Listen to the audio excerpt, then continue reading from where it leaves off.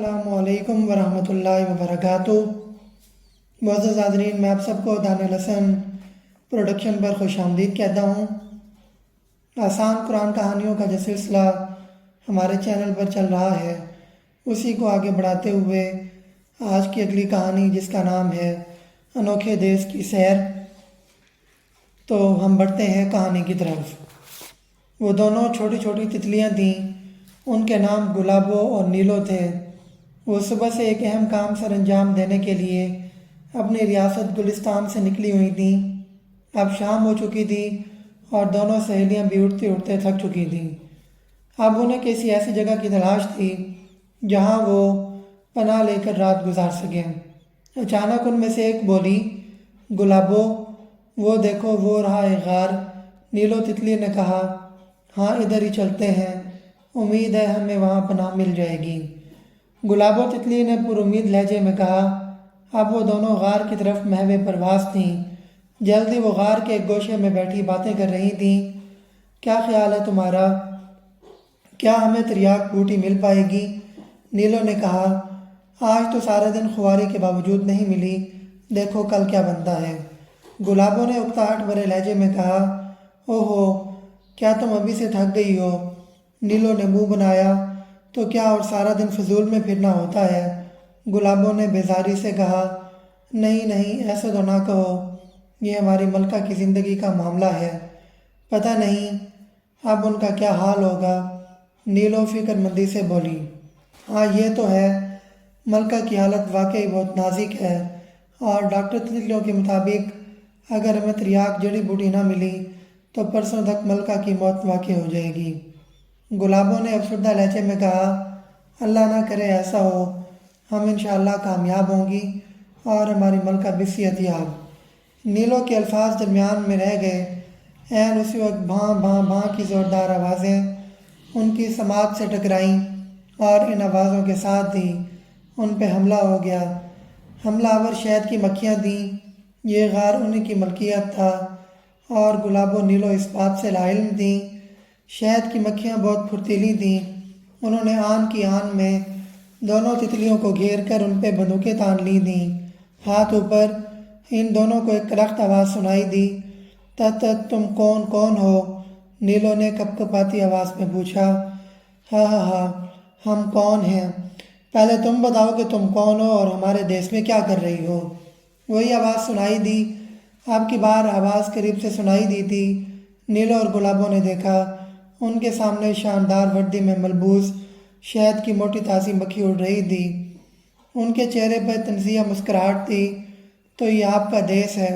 گلابو نے اس غار کو دیکھ کر کہا، بالکل تم درست سمجھی، ہم اس دیس کی کمانڈو مکھیاں ہیں، پکڑ لو انہیں، کل ملکہ ان سے پوچھ گچھ کرے گی۔ اس کمانڈو مکھی نے کہا تو ان کے گرد موجود شہد کی مکھیاں حرکت میں آ گئیں، اور پھر وہ ان کے گھیرے میں محصور غار کے اندرونی حصے کی طرف اڑنے لگیں۔ جلدی وہ شہد کی مکھیوں کے دیس میں داخل ہو چکی تھیں۔ یہ ایک بہت بڑا چھتا تھا، کم از کم ان دونوں نے اس سے پہلے اتنا بڑا چھتا نہیں دیکھا تھا۔ یہاں پہنچ کر ان کی آنکھیں کھلی کی کھلی رہ گئیں۔ یہ ان کے لیے نیا اور انوکھا دیس تھا۔ چاروں طرف شہد کی مکھیاں موجود تھیں۔ ان کی وردیاں مختلف رنگ کی تھیں۔ وہ سب اپنے اپنے کاموں میں لگی ہوئی تھیں۔ ان کا نظم و ضبط مثالی تھا۔ چھتے کے کئی حصوں میں کئی رنگوں کا شہد بن رہا تھا اور چھتوں میں محفوظ ہو رہا تھا، جبکہ کچھ حصے رہائش کے لیے مخصوص تھے۔ کچھ مکھیاں چھتیں بھی تعمیر کر رہی تھیں۔ یہ 6 کونوں والے مسدس چھتے تھے۔ یہاں کارکن، کمانڈوز، صفائی کرنے والی اور ملکہ کی خصوصی کنیز مکھیاں سبھی موجود تھیں۔ اس طرف چلو، ایک کمانڈو مکھی نے انہیں ایک طرف راستہ دکھاتے ہوئے کہا۔ وہ بے بسی سے اس طرف اڑنے لگیں۔ انہیں بہت تشویش ہو رہی تھی کہ اب ان کا کیا بنے گا۔ وہ تو چلی تھی تریاک بوٹی تلاش کرنے، لیکن یہاں ایک نئی مصیبت میں پھنس چکی تھیں۔ کمانڈو مکھیاں انہیں ایک طرف لے گئیں جہاں نیچے بہت سارا اسلحہ بھی موجود تھا۔ گلابو اور نیلو حیران تھیں کہ یہ سب کیا ہے۔ وہ فضا میں اڑتے ہوئے یہاں تک پہنچی تھیں۔ نیچے اترو، کمانڈوز نے انہیں حکم دیا، اور وہ خاموشی سے نیچے اتر گئیں۔ اگلے ہی لمحے کمانڈوز نے اپنی گنیں سیدھی کیں اور ان کی ٹانگوں کا نشانہ لے کر فائر کر دیا۔ وہ زور سے چیخیں لیکن تب تک دیر ہو چکی تھی۔ شہد کی دھاریں ان کی ٹانگوں پہ پڑی تھیں۔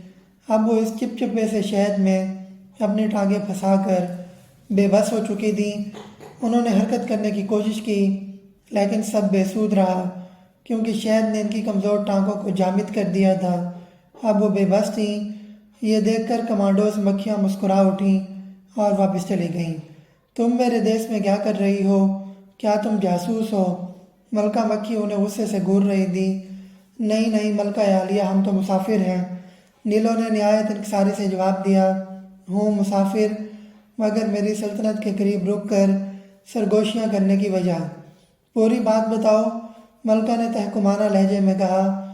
ملکہ عالیہ، میں آپ کو پوری بات بتاتی ہوں۔ ہم دونوں کا تعلق تتلیوں کے دیس گلستان سے ہے۔ ہماری ملکہ کو ایک روز ناشتے میں جو رس پیش کیا گیا وہ کسی زہریلے پھول کا تھا۔ وہ رس پیتے ہی ان کی حالت غیر ہو گئی۔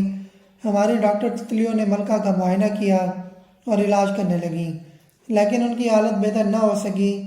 تب ڈاکٹر تتلیوں نے یہ تشخیص کیا کہ ملکہ کا علاج ایک خاص قسم کی جڑی بوٹی میں ہے۔